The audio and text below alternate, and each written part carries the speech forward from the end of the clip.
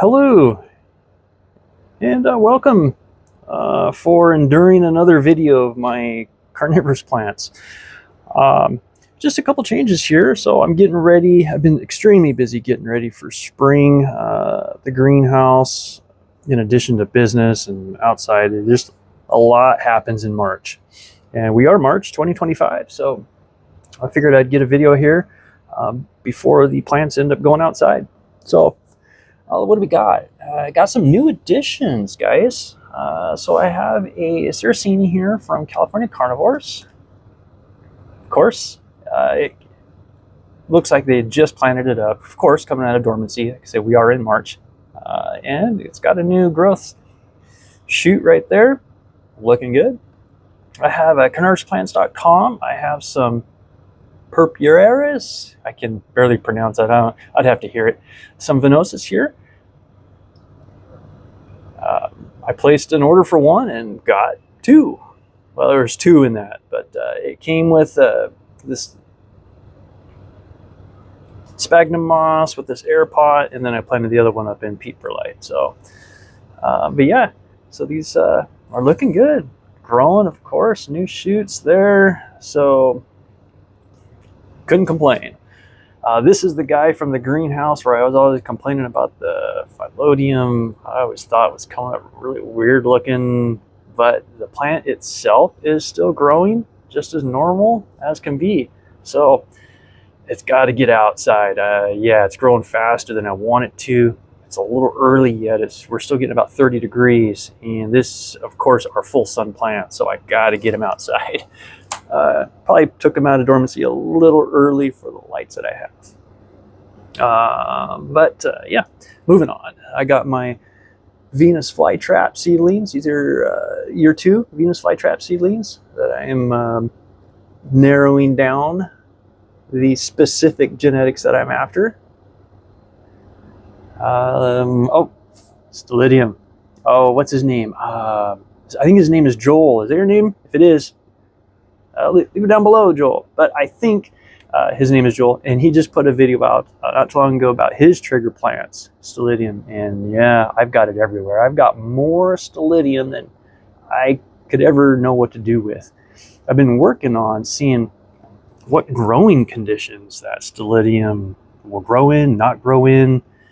And so far, as long as it has moist soil, you can grow Stellidium pretty much anywhere. It literally is a weed.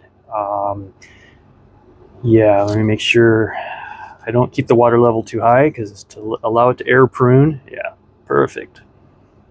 The roots of the Stellidium will come out the bottom of that pot and it'll find its neighbors. So it's a very vigorous plant, and it creates thousands and thousands of seeds. At the base of each flower is a narrow pod, and if you have pollinators, those pods will seed. They're black seeds, and you need almost a microscope, magnifying glass, to see the seeds, and they are viable and they grow.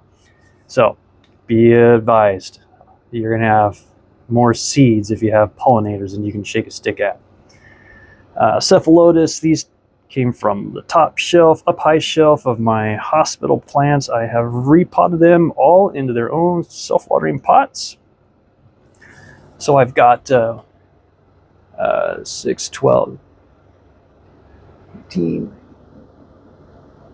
I have 26 individual pots of Cephalotus now. So 26, 27. I have Cephalotus everywhere, literally everywhere. So if you have any suggestions on what to do, how to move this Cephalotus, I would be more than happy to entertain.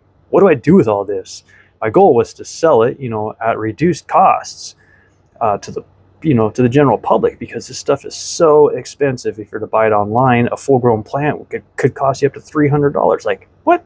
Are you guys insane? Stuff, if you do it right, it propagates extremely easy, grows extremely easy. As long as you don't rot the roots, they grow just fine. I don't know why these plants are so expensive. This is all Agnes clones. All Agnes clones. I want to zoom in. Sorry, the light streaks. Let me zoom in there. These are all Agnes clones. So yeah, every single one of them. But yeah, I'm a Cephalotus fan. I like to find those plants that for some reason cost just extremely way too high, more than they should, and provide it to the public at cheaper cost than what you can get them online. So that's my goal. But yeah, Cephalotus, that's my eBay purchase there. It had a rough ride in December. Oh man, yeah, it's been a struggle, but it is alive and well, growing new pitchers. Eventually, I will get it in the medium that I use. It came in a peat perlite mix, I do believe. That's why I put it in a peat perlite mix, so as to not stress it out, because it was already stressed out from being 7 days in freezing weather stuck in a mailbox. So yeah, but it's alive. That's how resilient that stuff is, as long as you don't rot the roots. There it is, Scorpioides in tubes there, which is here. So Scorpioides, alive and well. I keep them in a bag. First week, it's 100% sealed. Second week, clip one corner. Third week, clip one corner. Fourth week, I will air it out, keep the humidity reduced, and then fifth week, I'll pull this bag off. As long as I see that the plants are alive and well, which they are, and no algae, no fungus, no nothing. It is a sterile media because they come from an in vitro sterile environment. So yeah, that's just my testing procedures to make sure that what I offer is a viable solution to this particular plant, because this is a gamma plant. ICPS does not take gamma, so I'm trying to find a way to be able to provide Scorpioides throughout the whole growing season, and not just be dependent on gamma season. So that's my whole purpose there. And then my sundews in the back there, of course. These are my two favorites here, just based on color. Yeah. Yep. And then, of course, I have my individual plants for my seeds. I have picked the one plant out of each type, which I have ICPS Giants, I have Bot River, I have Narrow Leaf, I have Wide Leaf. I have a lot of Capensis there available seeds. And then, oh, my newest from California Carnivorous, which is what are these called? Anodes? Anodes. Scotts River. These are like miniature Scorpioides. Yeah, these guys will get pretty tall, as which you'll see when I get back on the videos in the greenhouse. They're, I think mine are 4 or 5 inches tall now, but I'm curious to see how tall the Scotts River anodes get. So, cute little plant. I like pygmies. They're small, easy to manage. Yeah. And then just some seedlings here. Some Sarracenia flavus, some more Venus flytraps. Yeah, more seeds, Sarracenia seeds. But yeah, there's my indoor shelves, guys. Getting ready to head out to the greenhouse for the spring. I'm working on the greenhouse currently, getting it cleaned up. I had to redo my table a little, my flood table just a little bit, because plastic tables, believe it or not, sag in the middle because they get hot. But yeah, rambling. So thanks, guys.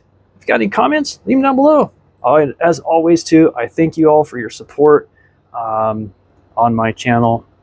For anyone that subscribes and follows me along in my adventures of providing carnivorous plants.